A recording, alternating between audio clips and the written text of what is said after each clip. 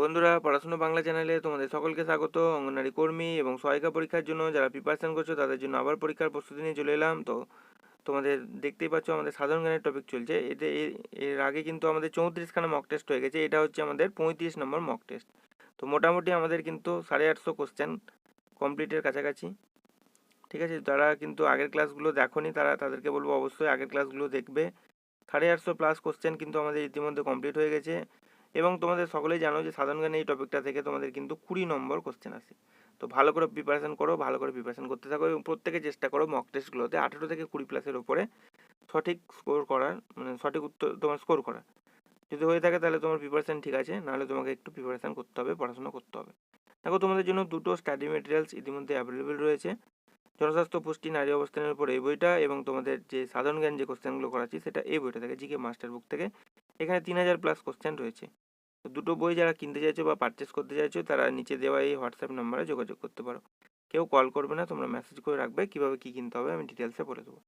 তো আমরা চলে যাবো আজকে 35 নম্বর মক টেস্টের প্রথম কোশ্চেনে। দেখো, প্রথম কোশ্চেন আমাদের আজকের 35 নম্বর মক টেস্টে কী রয়েছে।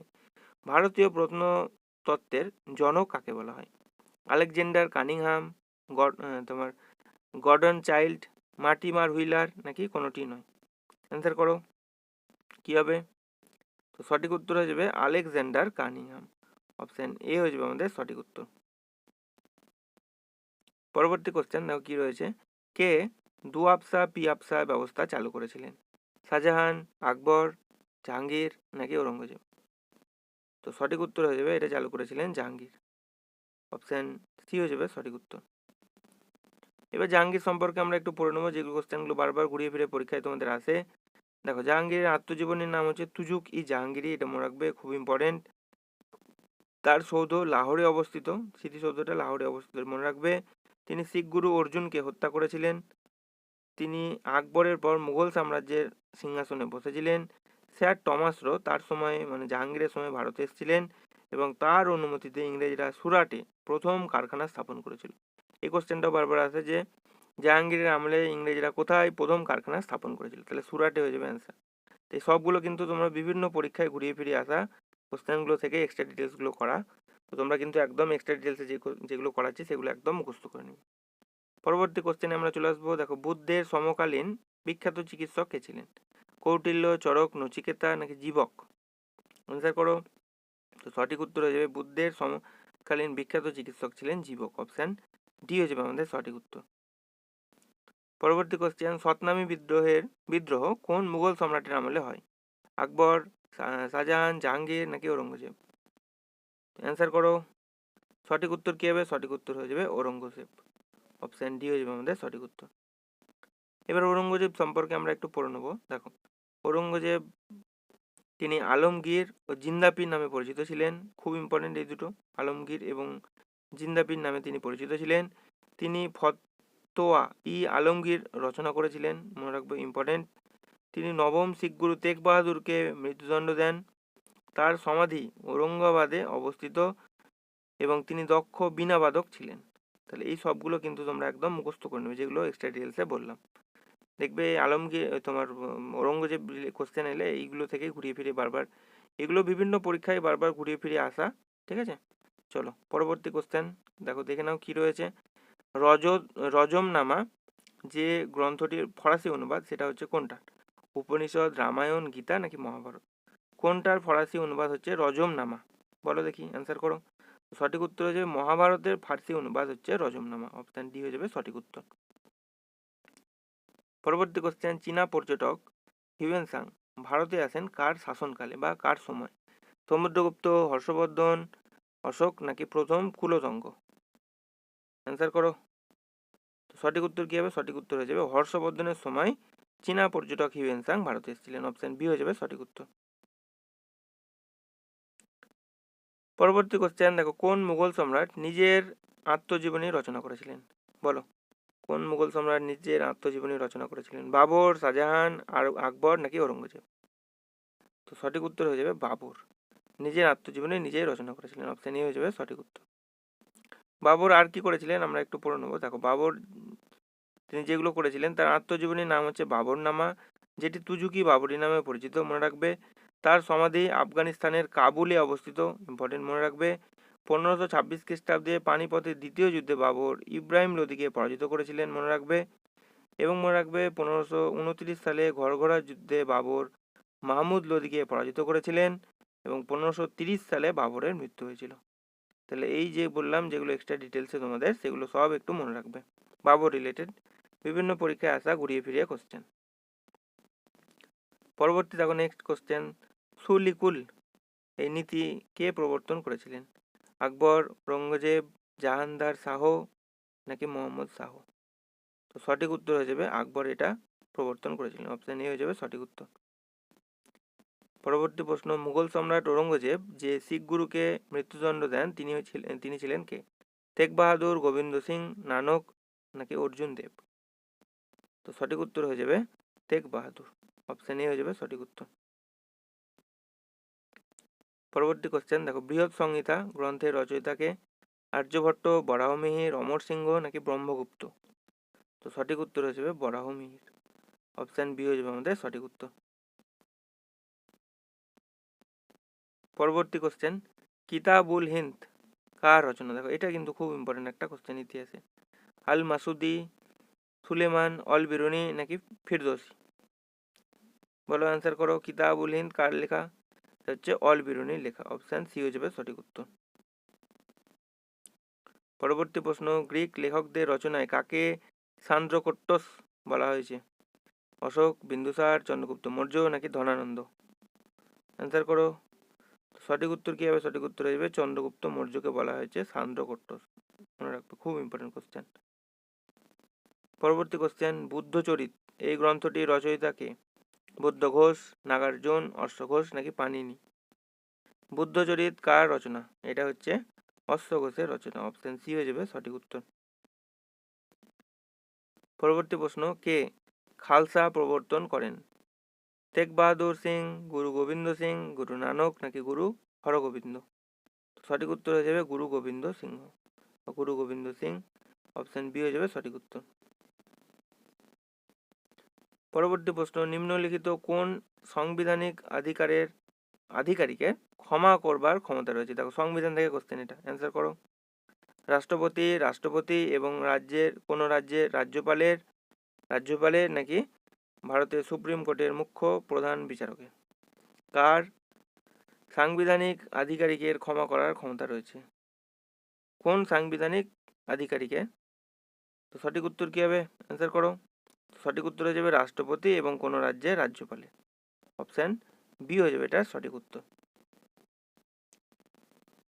দেখো এখানে মনে রাখবে যে দুটো ইম্পর্টেন্ট খুব, যে ভারতের রাষ্ট্রপতির ক্ষমা করার ক্ষমতা রয়েছে 72 নম্বর ধারায় বলা রয়েছে, এবং রাজ্যপালের ক্ষমা করার ক্ষমতা যেটা বলা রয়েছে 161 নম্বর ধারায়। ঠিক আছে, এই দুটো মনে রাখবে যে রাষ্ট্রপতির ক্ষমা করার যে ক্ষমতা সেটা রয়েছে আমাদের 72 নম্বর ধারায় বলা রয়েছে, এবং রাজ্যপালের যে ক্ষমা করার ক্ষমতা সেটা রয়েছে ধারা 161 নম্বর ধারাতে বলা রয়েছে।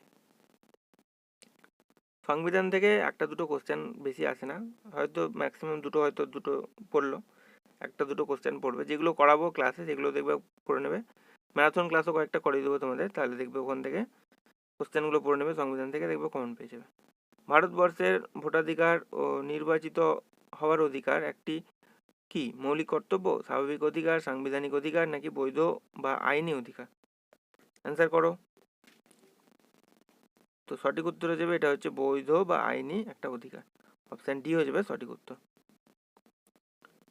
পরবর্তী কোশ্চেন, পার্লামেন্টে তার সম্মতি ছাড়া কোনো অর্থ বিল পেশ করা যায় না? কার সম্মতি ছাড়া? মানে পার্লামেন্টে তার সম্মতি ছাড়া কোনো অর্থ বিল পেশ করা যায় না, তিনি কে? ভারতের প্রধানমন্ত্রী, লোকসভার অধ্যক্ষ, ভারতের রাষ্ট্রপতি নাকি কেন্দ্রীয় অর্থমন্ত্রী? অ্যান্সার করো। সঠিক উত্তর হয়ে যাবে তিনি হচ্ছেন ভারতের রাষ্ট্রপতি, অপশন সি হয়ে যাবে সঠিক উত্তর। পরবর্তী কোশ্চেন, ভারতের সংবিধানের কোন ধারায় সর্বপ্রকার অস্পৃশ্যতা অবলুপ্তি ঘটানো হয়েছে? কত নম্বর ধারায়? 12 নম্বর ধারা, 16 নম্বর ধারা, 15 নম্বর ধারা নাকি 17 নম্বর ধারায়? তো সঠিক উত্তর হয়ে যাবে, এটা বলা রয়েছে 17 নম্বর ধারায়, অপশন ডি হয়ে যাবে সঠিক উত্তর। পরবর্তী কোশ্চেন দেখো, ভারতীয় সংবিধানের কোন অংশে নাগরিকত্ব সম্বন্ধে বলা হয়েছে? 1 নম্বর ধারায় 1 নম্বর অংশে, 2 নম্বর অংশে, 3 নম্বর নাকি 4 নম্বর? কত নম্বর অংশে নাগরিকত্ব সম্বন্ধে বলা রয়েছে? তো সঠিক উত্তর হয়ে যাবে এটা 2 নম্বর অংশে বলা রয়েছে। অপশান বি হয়ে যাবে সঠিক উত্তর। তো আমরা কোন অংশে কি বলা রয়েছে একটু পড়ে নেবো। দেখো, অংশ 1 যেটা প্রথম অংশ 1 নম্বর থেকে 4 নম্বর ধারার মধ্যে রয়েছে, সেখানে ভারতীয় ভূখণ্ড, প্রশাসন এবং নতুন রাজ্যের সূচনা সম্পর্কে বলা রয়েছে। অংশ 2 দেখো, নাগরিকত্ব সম্পর্কে বলা রয়েছে, যেটা 5 থেকে 11 নম্বর ধারার মধ্যে রয়েছে। অংশ 3 যেটা রয়েছে 12 থেকে 35 নম্বর ধারার মধ্যে, মৌলিক অধিকার, যেটা রয়েছে পার্ট 3-তে 12 থেকে 35 নম্বর ধারার মধ্যে রয়েছে মৌলিক অধিকার। পার্ট 4-এ রয়েছে দেখো 36 থেকে 51 নম্বর ধারার মধ্যে কি রয়েছে, রাষ্ট্রের নির্দেশমূলক নীতিসমূহগুলো রয়েছে। এবং মৌলিক কর্তব্য যেটা, সেটা রয়েছে 4 নম্বর অংশে, পার্ট 4-এর এ অংশে 51 নম্বর ধারা রয়েছে, ধারায় বলা রয়েছে মৌলিক কর্তব্য সম্পর্কে। তাহলে এগুলো একটু মনে রাখবে যে কোন ধারায় কত নম্বর অংশে, কোন ধারার কত নম্বর অংশে কি সম্পর্কে বলা রয়েছে। তোমাদের মৌলিক অধিকারটা ইম্পর্টেন্ট, এটা মাঝে মাঝে আসে যে 3 নম্বর অংশে। এবং মৌলিক কর্তব্য যেটা, সেটা তোমাদের পার্ট 4-এর এতে বলা রয়েছে, যেটা 51 নম্বর ধারায় বলা রয়েছে। দুটো মনে রাখবে। পরবর্তী কোশ্চেন দেখো, ভারতীয় সংবিধানের কোন ধারায় গ্রামীণ পঞ্চায়েত ব্যবস্থা কার্যকরী করার ইচ্ছা প্রকাশ করা হয়েছে? 40 নম্বর ধারায়, 41 নম্বর ধারায়, 42 নাকি 43 নম্বর ধারায়? তো সঠিক উত্তর কি হবে? এটা বলা রয়েছে 40 নম্বর ধারাতে। অপশান এ হয়ে যাবে আমাদের সঠিক উত্তর। পরবর্তী কোশ্চেনে চলে আসবো। দেখো, পরবর্তী কোশ্চেন, রাজ্যসভার চেয়ারম্যান কে? বিরোধী দলের নেতা, রাষ্ট্রপতির মনোনীত সদস্য, ভারতের উপরাষ্ট্রপতির মনোনীত সদস্য? কি হবে অ্যান্সার? রাজ্যসভার চেয়ারম্যান হচ্ছে ভারতের উপরাষ্ট্রপতি। অপশান সি হয়ে যাবে আমাদের সঠিক উত্তর।